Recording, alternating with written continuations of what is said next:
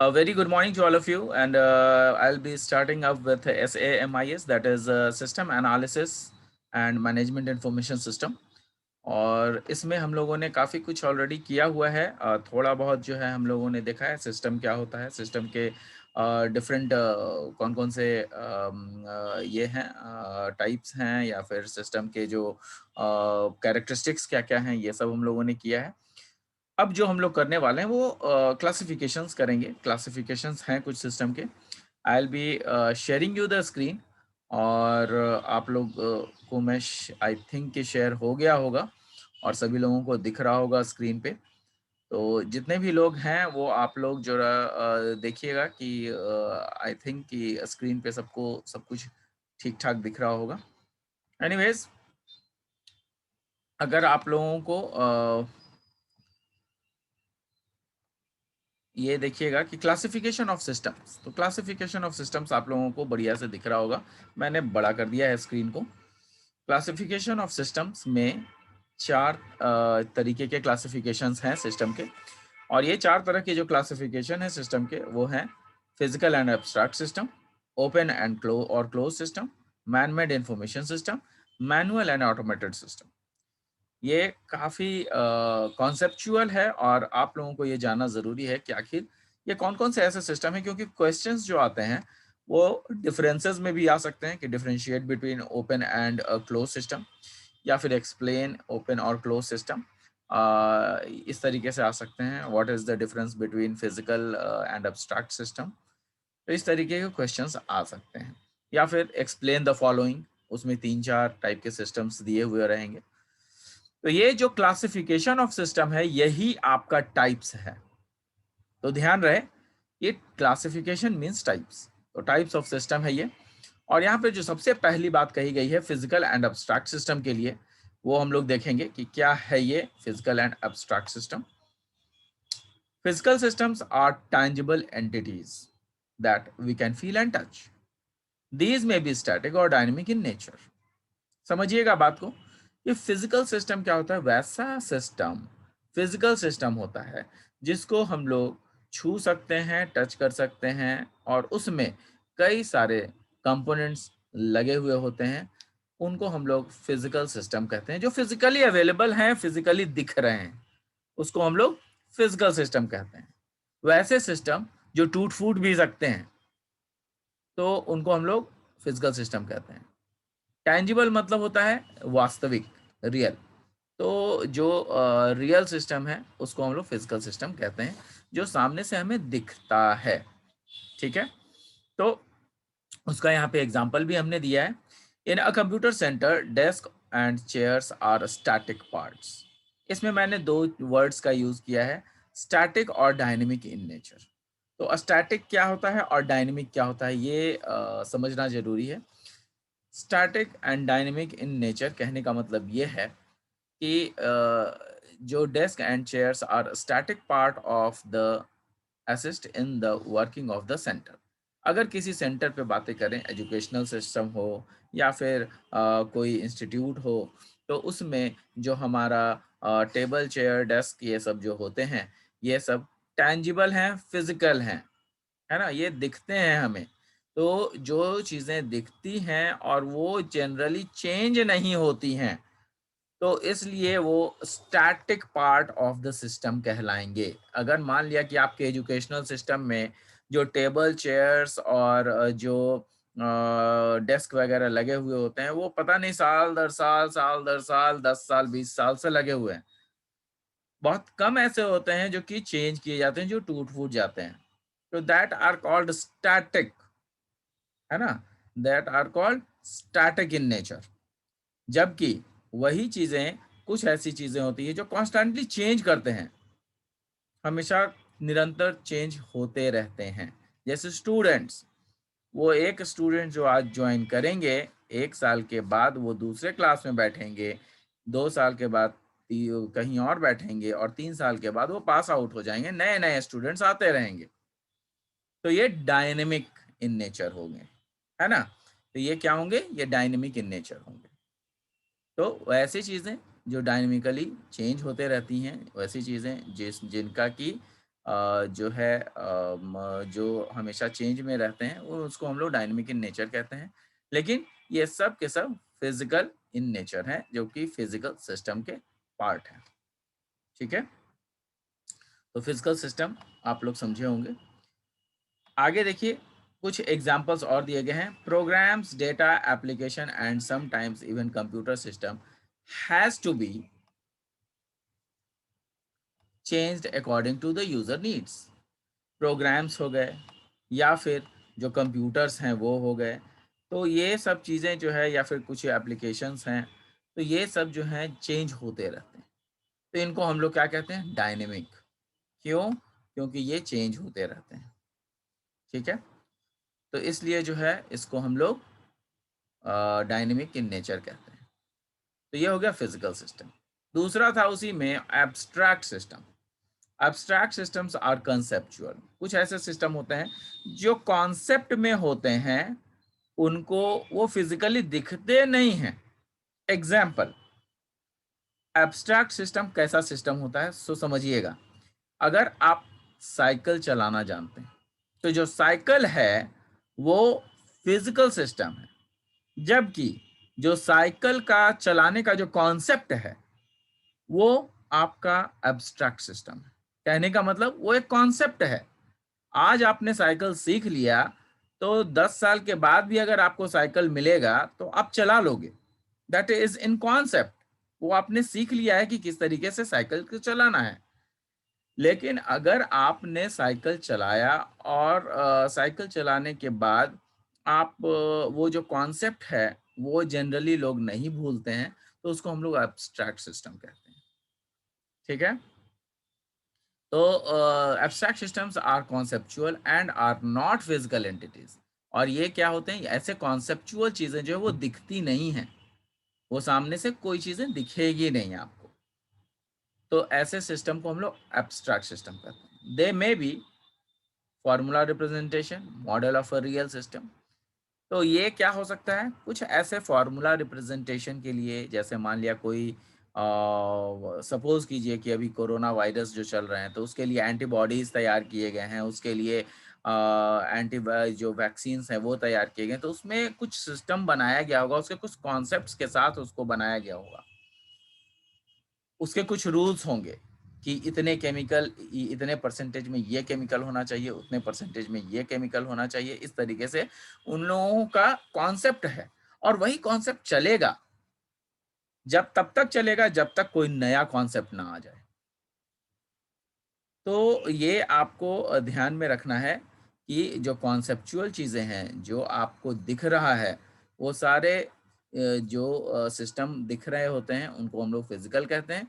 जो conceptual based होते हैं, जिनको हम लोग देख नहीं सकते हैं लेकिन वो एग्जिस्ट करते हैं, तो उनको हम लोग एब्स्ट्रैक्ट सिस्टम कहते हैं। और एग्जाम्पल अगर मैं देना चाहूँ तो और भी दे सकता हूँ। एग्जाम्पल में जैसे आपका एजुकेशनल सिस्टम, कॉन्सेप्ट है, बना हुआ है कि स्टूडेंट्स इतने समय पे आएंगे, टीचर भी उसी समय पे आएंगे, और दोनों मिलकर के जब दोनों एक ही पर्टिकुलर उनको क्लासरूम दिया जाएगा और उस क्लासरूम में वो बैठेंगे, और फिर एजुकेशन एजुकेशन का जो नॉलेज है वो स्टूडेंट्स को जो है टीचर्स प्रदान करेंगे। तो ये एक कॉन्सेप्ट है। ये भी एक कॉन्सेप्ट है एजुकेशनल सिस्टम में कि प्रिंसिपल हैं, प्रिंसिपल के अंदर में एचओडीज हैं, एचओडीज के अंदर में टीचर्स हैं, टीचर्स के अंदर में थर्ड ग्रेड स्टाफ्स हैं, थर्ड ग्रेड स्टाफ के अंदर में फोर्थ ग्रेड स्टाफ्स हैं। तो ये एक कॉन्सेप्ट है, बना हुआ कॉन्सेप्ट है, जिसको कि दिखाया या दर्शाया नहीं जा सकता। It is not physical. तो इसको जो है हम लोग क्या कहेंगे? एब्स्ट्रैक्ट सिस्टम कहेंगे।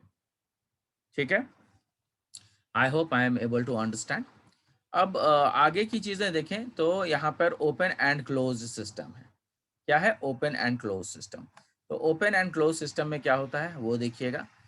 Close system interact with their environment to achieve their targets. कुछ ऐसे सिस्टम होते हैं जो कि अपने आप में आपका जो है अपने आप के जितने भी कंपोनेंट्स हैं उनके साथ वो इंटरैक्ट करते हैं। उनके आसपास के जो एनवायरनमेंट है वो उसके अंदर ही एनवायरनमेंट होते हैं। कहने का मतलब कि अगर कोई सिस्टम है तो उस सिस्टम के अंदर में ही वो काम करते हैं, तो उसको हम लोग क्लोज सिस्टम कहते हैं। Example, bike. बाइक में हम लोग ऑयल डालते हैं, है ना, तेल डालते हैं जो कि पेट्रोल है, पेट्रोल डालते हैं। उसके बाद उसको स्टार्ट करते हैं, तो हमें कहीं से वो दिखता नहीं है कि वो कुछ रन कर रहा है। उसकी मशीनरी कंपोनेंट पूरे कॉम्पैक्ट है, अंदर है, बंद है, तो that becomes a closed system. लेकिन उसके अंदर में सारी चीजें व्यवस्थित ढंग से मशीनरी कंपोनेंट्स लगे हुए हैं, तो उसको हम लोग क्या बोलेंगे? उसको हम लोग बोलेंगे क्लोज्ड सिस्टम, है ना। कुछ और भी चीजें हैं जो कॉन्सेप्चुअल्स में भी होते हैं, जैसे साइकिल की जो लर्निंग है। साइकिल आप अगर सीखना चाहते हैं, तो जो हम लोग साइकिल लर्न करते हैं, उस साइकिल लर्निंग को भी हम लोग क्लोज सिस्टम कहते हैं। क्यों? क्योंकि जितना भी आप मेहनत करें, केवल आप ही उस साइकिल को सीख सकते हैं। जिसने मेहनत नहीं किया वो नहीं सीख सकेगा। ऐसा भी नहीं है कि मशीन है कि ये मशीन उसको दे दिया तो वो चला लेगा। नहीं, ऐसा नहीं है। साइकिल है, साइकिल दूसरे को दे दीजिएगा, दूसरे बंदे को साइकिल चलाना नहीं आता, वो गिरा देगा, वो नहीं चला पाएगा। तो आप अपने कॉन्सेप्ट को दूसरे को दे नहीं सकते हैं, तो it is a close system. हम लोग इन चीजों को देख नहीं सकते हैं, हम लोग इसको प्रोवाइड नहीं कर सकते हैं दूसरे को। ये हमारे दिमाग में है, ये हमारे जो बॉडी सिस्टम है उसने ये चीजें अडेप्ट कर ली है, सीख ली है ना। जैसे एग्जांपल यहाँ पे मैंने दिया भी है, एनीवेज देख लीजिए। Close system interacts with their environment to achieve their targets. अपने टारगेट्स को अचीव करने के लिए हम लोग क्लोज सिस्टम का उपयोग करते हैं। क्लोज सिस्टम के कुछ ऐसे जो अपने आप में जो कंपोनेंट्स हैं उसके, वो इस तरीके से जुड़े हुए हों कि वे लोग एक दूसरे के साथ इंटरैक्ट करते हैं, और वे लोग क्या करते हैं, वो इस तरीके से इंटरैक्ट करते हैं ताकि हमारा कोई जो काम है वो पूरा हो सके।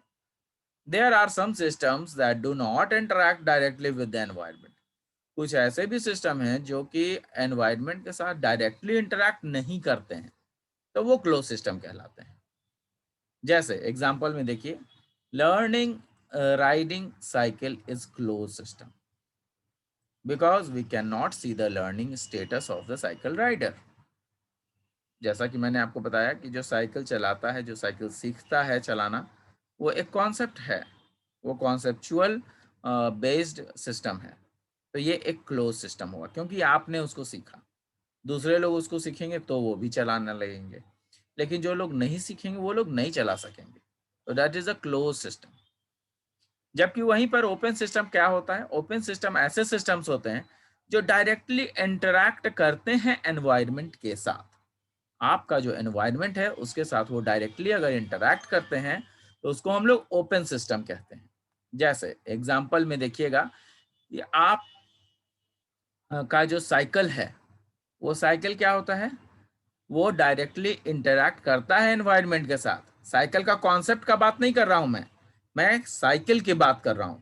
तो जो साइकिल होता है वो इंटरैक्ट करता है आपके डायरेक्टली आपके एनवायरनमेंट के साथ। कैसे? जब आप उस पे पैडल मारते हो, पैडल में जब आप फोर्स लगाते हो, तो आपका साइकिल का जो चेन है उसके थ्रू फोर्स डेवलप होता है, जो कि पीछे वाले पहिए को घुमाता है। पीछे वाला पहिया जब घूमता है तो उसके कारण जो है रोड पे फ्रिक्शन पैदा होता है, जो कि साइकिल को आगे बढ़ाता है। पीछे वाले पहिए के कारण आगे वाला पहिया भी आगे बढ़ता है। तो एनवायरनमेंट जो उसका है वो रोड है, और रोड ही पर साइकिल को चलना है। तो ये डायरेक्टली इंटरैक्ट कर रहा है रोड पे साइकिल, तो उसको क्या कहेंगे? उसको हम लोग ओपन सिस्टम कहेंगे। एग्जाम्पल यहाँ दिया हुआ है, सब components of a cycle which directly interact with the other system of the cycle so as to run the cycle। ठीक है, ऐसे कई सारे सिस्टम होते हैं जो सिस्टम के अंदर लगे होते हैं, उनको हम लोग सब सिस्टम कहते हैं। जैसे बॉल बियरिंग्स, साइकिल में बॉल बियरिंग होते हैं, वो बॉल बियरिंग जो है वो अपने आप में एक कंप्लीट सिस्टम है। वो बॉल बियरिंग दूसरे जगह पे भी लगा दोगे तो भी वो काम करेगा, है ना। साइकिल में जो घंटी है वो आप बाइक में भी लगा दोगे तो ऐसा थोड़े है कि बाइक में वो घंटी काम नहीं करेगा, बाइक में भी काम करेगा। लेकिन चूंकि बाइक में हॉर्न होते हैं इसलिए कोई साइकिल का घंटी बाइक में नहीं लगाता, है ना। ऐसा नहीं है कि बाइक में लगा देंगे तो काम ही नहीं करेगा, काम तो करेगा। तो जब एक सिस्टम के कुछ पार्ट जो होते हैं वो अपने आप में अगर कंप्लीट सिस्टम है तो उनको हम लोग सब सिस्टम कहते हैं। ये भी याद रखिएगा, एक सिस्टम जिसके अंदर में कुछ ऐसे कंपोनेंट्स लगे हैं जो अपने आप में वो कंप्लीट सिस्टम है, तो उसको हम लोग सब सिस्टम कहते हैं। आगे देखिएगा, आगे है मैन मेड इंफॉर्मेशन सिस्टम, है ना। जो थर्ड पॉइंट था वो है मैन मेड इंफॉर्मेशन सिस्टम। कुछ ऐसे सिस्टम हैं जो लोगों ने खुद बनाया है और उसका मेन मकसद है कि किसी पर्टिकुलर ऑर्गेनाइजेशन या फिर किसी चीज़ के डेटा को मैनेज करना, किसी जगह के डेटा को मैनेज करना। जैसे देखिए अभी मैं आपको बताता हूँ, man made information system. The main purpose of the information system is to manage data for particular organization. किसी न किसी पर्टिकुलर ऑर्गेनाइजेशन में जो डेटा को मैनेज करता है उसको हम लोग मैन मेड इंफॉर्मेशन सिस्टम कहते हैं। जैसे उसमें फाइल्स को मेंटेन करना, maintaining files, producing information and reports are few functions. Maintaining files, producing information and reports are few functions of the organization, है ना, of the organization. An information system produces customized information depending upon the needs of the organization. तो इसमें क्या कहता है कि कुछ ऐसे इंफॉर्मेशन सिस्टम हैं जो इस तरीके से कस्टमाइज किए जाते हैं, इस तरीके से मैनेज किए जाते हैं कि वो इंफॉर्मेशन किसी और इंफॉर्मेशन के लिए ज़रूरी हो जाते हैं। एंड इंफॉर्मेशन जैसे कि आपकी मान लिया कि आप एक ऑर्गेनाइजेशन में काम करते हैं, आप एक एम्प्लॉय हैं और उस बीइंग एन एम्प्लॉय आपने क्या किया कि 15 दिनों की छुट्टियां मार ली, तो क्या उन 15 दिनों की पेमेंट आपका बनेगा? नहीं बनेगा। तो अगर हम ये डेटा मेंटेन ना करें कि भाई 15 दिन का जो आपका डेटा है, जो 15 दिन आपकी छुट्टियां हैं, वो 15 दिन अगर आपको मिल जाता है तो आपको छुट्टियां मिल गई तो आप 15 दिनों के लिए आपने काम नहीं किया तो उसकी सैलरी आपकी नहीं बननी चाहिए। तो ये क्या हो जाएगा, ये आपका इंफॉर्मेशन सिस्टम है भाई, सिस्टम बना हुआ है। 15 दिन आप नहीं आए, 15 दिन की सैलरी डिडक्ट हो जाएगी, है ना। तो information system produces customised information depending upon the needs of the organisation. Organisation का जिस तरीके का जरूरत होता है उसके अनुसार अपने हिसाब से इंफॉर्मेशन को बिल्डअप किया जाता है। These are called man-made information system. ऐसे information system को man-made information system कहते हैं, which promotes the growth of organization directly or indirectly. तो ऐसे सिस्टम जो कि डायरेक्टली या इनडायरेक्टली जो है ऑर्गेनाइजेशन को हेल्प करते हैं उसको हम लोग मैन मेड इंफॉर्मेशन सिस्टम कहते हैं। नेक्स्ट है manual and automated system. Manual systems are those systems which are run by humans in a step-by-step procedure. Each step performs different functionality and helps the system to run efficiently and effectively. Manual system ऐसे system को कहते हैं जो कि human के द्वारा ही चलाए जाते हैं, जैसा कि साइकिल। ये एक ऐसा सिस्टम है जो कि मैनुअल सिस्टम है जिसमें कि हमें फोर्स लगाना पड़ता है तभी वो साइकिल आगे चलेगा। अगर हमने फोर्स नहीं लगाया तो वो साइकिल आगे नहीं बढ़ेगा। तो each step performs different functionality, इसमें हर स्टेप में डिफरेंट फंक्शनैलिटी है। जैसे कि पैडल मारते हैं तो कहीं पर अगर मुड़ना हुआ तो वहाँ पे हम लोग क्या करते हैं, पैडल को उतना ही जोर से नहीं मारते, उसको हम लोग स्लो कर देते हैं, थोड़ा ब्रेक लेते हैं। तो इस तरीके से जो है ये मैनुअल सिस्टम काम करते हैं और मैनुअली हम लोग इसको चलाते हैं, है ना। तो इसमें जो साइकिल है वो एक मैनुअल सिस्टम है। ऑटोमेटेड सिस्टम क्या होगा? Automated system are those systems which are run by humans but not in a step by step procedure. तो ये जो है स्टेप बाय स्टेप प्रोसीजर के साथ ये नहीं चलता है, ठीक है। ये ह्यूमंस के द्वारा चलाया जा सकता है but step by step procedure में नहीं चलता है। जैसे बाइक बाइक में फोर्स देने की जरूरत नहीं पड़ती है, उसमें ऑलरेडी मशीन लगे हुए हैं। जैसे आपका घड़ी हो गया, घड़ी जो है उसमें एक बार बैटरी लगा दीजिए फिर वो चलता रहता है, तो ऑटोमेटेड सिस्टम है। Once the system is started it will give one or more output. एक बार सिस्टम शुरू कर दिया गया तो एक से अधिक आउटपुट वो दे सकता है without giving any more instructions. This system automatically gives you the output and needs the input only once. एक बार ही इनपुट दिया जाता है और कई सारे आउटपुट इसमें से निकल सकते हैं। एग्जाम्पल में मैंने बताया है आपको watch, sales and invoice system, ये एक जो है आपका ये सिस्टम है, ऑटोमेटेड सिस्टम है जी। कई बार आप लोग देखते होंगे मॉल वगैरह में जाते हैं तो आप लोग जब सामान खरीदते हैं तो उस सामान को खरीदते हैं तो उसमें जो है बार कोड रीडर के जरिए रीड किया जाता है आपके सामान को। जब आप बिलिंग कराने जाते हैं तो वहाँ पर उस सामान का पूरा डिटेल आ जाता है, प्राइस वगैरह आ जाता है, सब कुछ कैलकुलेट हो जाता है। तो इसको हम लोग सेल्स इनवॉइस सिस्टम कहते हैं। वो ऑटोमेटेड सिस्टम है। आपका सामान देखा, उसको बारकोड को रीड किया, फटाक से उस पूरा जनरेट हो गया सामान का सब चीज। तो ये आपका क्या हो जाता है, ये आपका जो है वॉच और ये सब आपका ऑटोमेटेड सिस्टम हो गया।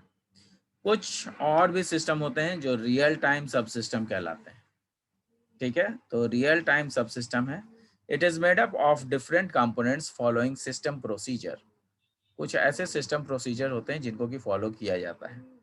These components helps the system to run and the system might face problems without these components। कुछ ऐसे कंपोनेंट होते हैं जो कि हमेशा लगे होते हैं और किसमें लगे हुए होते हैं, वो आपके सिस्टम में ही लगे हुए होते हैं,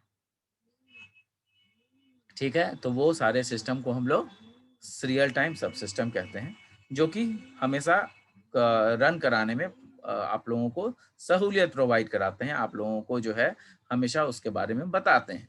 तो ये सब सिस्टम कहलाते हैं। रियल टाइम सब सिस्टम इसलिए क्योंकि रियल टाइम पे ये काम करते हैं, है ना। रियल टाइम पे मतलब जैसे आपका कुछ सिस्टम ऐसा है जो बाइक जब चलेगा तभी उसी समय वो रिएक्शन देगा, तो उसको हम लोग रियल टाइम सब सिस्टम्स कहते हैं। System might face problems without the components, और अगर ये कंपोनेंट्स नहीं हो सकता है कि सिस्टम में प्रॉब्लम आए। If these components are employed with the different systems then these works or tell more better. Okay, तो ये सिस्टम ऐसे होते हैं कि अगर उन्हीं कंपोनेंट को किसी दूसरे मशीन में भी लगा दिया जाए तो वहां पे भी वो काम कर जाएंगे। जैसे मैंने बॉल बियरिंग बताया, तो बॉल बियरिंग साइकिल में ही नहीं लगता बल्कि उसी बॉल बियरिंग को कहीं और भी लगाया जा सकता है, तो वो अच्छे से काम करेगा।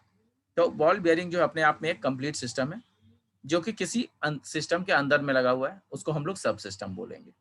तो that is called real time सब सिस्टम। तो मैंने आप लोगों को जितने भी तरह के सिस्टम हैं वो सब मैंने करा दिया है, और आप लोगों का पहला यूनिट पूरा का पूरा फर्स्ट यूनिट मैंने खत्म कर दिया है। उसमें और कुछ भी नहीं बचा, आप लोग देख लेंगे। यहाँ पर सब कुछ आप लोगों का डन हो चुका है, मैनुअल एंड ऑटोमेटेड सिस्टम। अब यूनिट 2 है, दूसरा यूनिट है जो कि अगले क्लास में हम लोग चलेंगे। जितना भी आप लोगों को पढ़ाया जा रहा है इसका आप लोग स्क्रीनशॉट जरूर ले लें और उसको आप लोग ढंग से उसका पढ़ाई कर लें, ये आपके लिए काफ़ी ज़रूरी चीज़ है। इसका नोट्स जरूर लिख लीजिएगा। I hope that I have given you an ample of time कि आप लोग ये सब चीज़ें समझ सकें। तो क्लासिफिकेशन ऑफ सिस्टम को मैंने ख़त्म कर दिया है। I'll be meeting you in the next class, and we'll have a new topic with the next class. Thank you. Thanks a lot. We'll meet in the next class.